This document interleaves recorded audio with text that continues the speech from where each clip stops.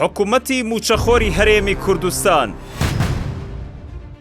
لە خواردنی موچەی موچەخۆرانەوە دەستی پێکردووە تاوەکو ڕێگری لە تەوتین و بە بانکیکردنی موچەی فەرمانبەر و خانە نشینانی هەرێمی کوردستان.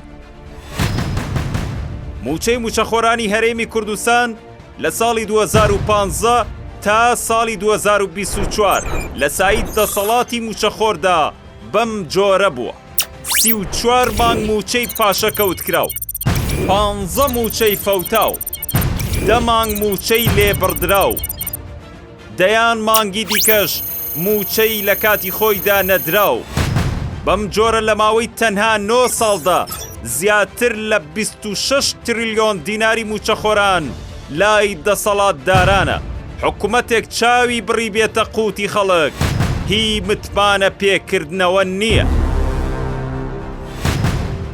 دەسەڵاتێک خاوەنی داهێنان بێت لە تاڵانی و دزیدا نابێت متمانەی پێ بکرێتەوە، دەبێت ڕابگیردرێت، ڕایان دەگرین.